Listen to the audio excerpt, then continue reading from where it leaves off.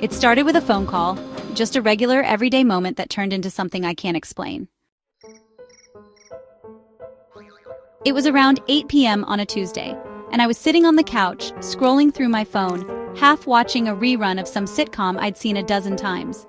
My phone buzzed, and the screen lit up with a number I didn't recognize. Normally, I'd ignore it, but something made me pick up. Hello? There was silence on the other end. Not static, just the kind of quiet that feels intentional.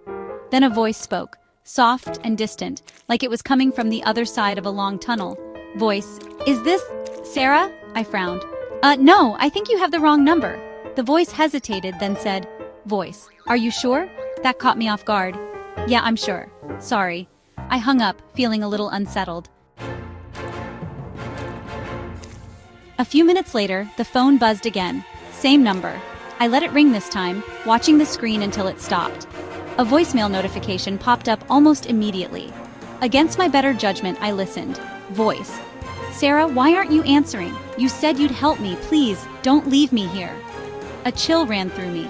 I deleted the voicemail, convincing myself it was some desperate stranger who dialed the wrong number. It happens, right?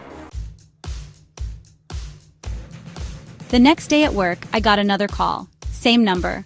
I was in the middle of a meeting and declined it, but my phone vibrated seconds later with another voicemail. I didn't listen to it until I was home.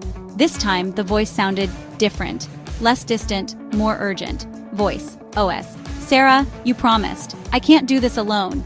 You have to come back." My stomach nodded. I wasn't Sarah. I didn't know this person. Why did they keep calling me?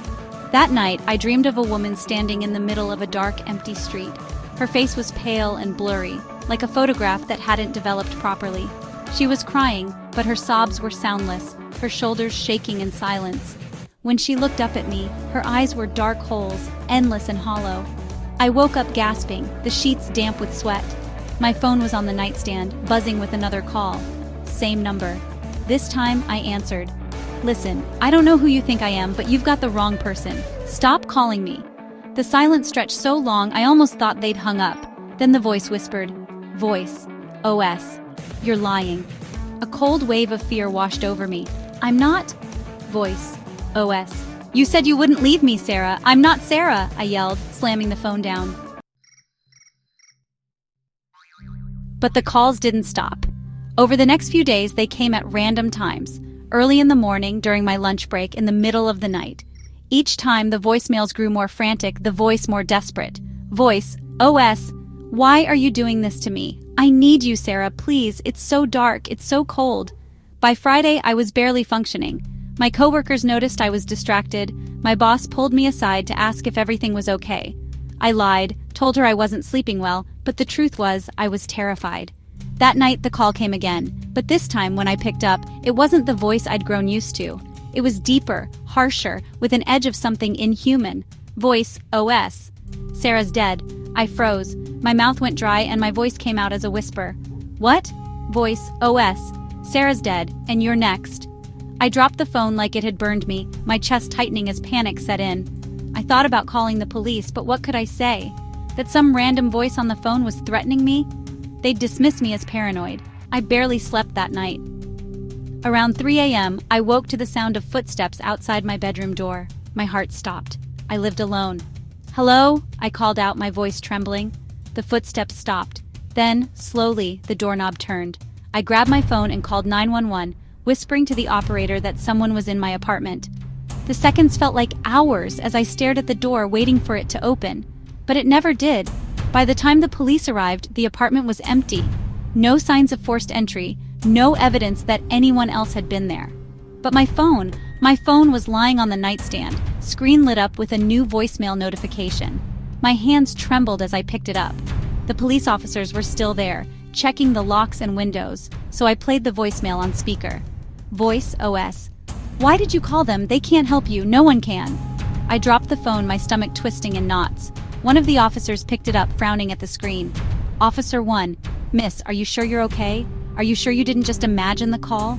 You heard it too." He exchanged a glance with his partner, who shrugged. "Officer 2, there's nothing on the voicemail. I recorded what you played. It's just silence." I snatched the phone back and played the voicemail again, desperate for them to hear it. But they were right. This time, it was nothing but empty static. My skin crawled. The officers gave me a tired look, told me to lock my doors, and left. I stayed awake the rest of the night, clutching a kitchen knife and staring at my phone, waiting for it to buzz again. It didn't. The next day, I tried to go about my life, pretending the calls had stopped, that things were back to normal. But everything felt wrong. People on the subway seemed to stare at me too long.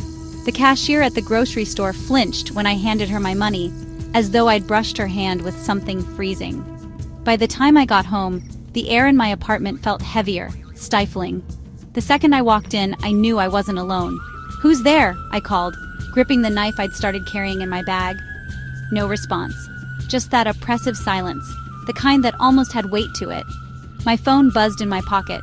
I almost ignored it, but curiosity, or fear, got the better of me. I looked at the screen. The number wasn't the one I'd gotten used to. This one wasn't even a number. It was just zeros. A string of endless zeros. I answered. "What do you want from me?" The voice that answered was distorted, layered with static, like 100 people speaking at once. Voice. OS. "You lied! You said you'd help her!" "I don't know Sarah!" I shouted. "I don't know who she is or what this is about!" Voice. OS. "You're lying again!" The lights in my apartment flickered. The temperature dropped, my breath clouding in the air. Then a whisper came from behind me. Close. Too close. Voice. OS. "She's here." I spun around, knife raised, but the room was empty. My phone slipped from my hands, clattering to the floor. The screen was still lit, the call still connected. And then I saw it. My reflection in the darkened TV screen across the room. Except it wasn't my reflection. It was a woman, pale and blurry, her eyes dark and hollow like the dream. She was standing right behind me, her mouth moving in soundless words. I turned to run, but the door slammed shut on its own. The lights flickered wildly and the phone on the floor began to buzz uncontrollably. I scrambled to pick it up, but before I could, the screen went black. The apartment fell silent again, but not empty. The air grew thick, pressing against me. And then I heard it, a faint whisper coming from every direction. Voice. OS. "Sarah lied. Sarah lied. Sarah lied." I screamed, banging on the door, trying to get it open. Finally, it gave, and I stumbled into the hallway where my neighbor stared at me, wide-eyed. "Neighbor, are you okay?" But when she looked past me into the apartment, her face paled. She stepped back, shaking her head. "Neighbor, don't go back in there. Whatever you brought in with you, it's not leaving." I never went back. I moved in with a friend the next day, leaving everything behind. The calls stopped for a while, but sometimes late at night I feel my phone vibrate, even when it's turned off. I don't answer anymore. But last week, I woke up to a new voicemail. The number was zeros again. I deleted it without listening. Or at least, I thought I did. Because sometimes, when I'm alone, I still hear the voice. And it's not asking for Sarah anymore. It's asking for me.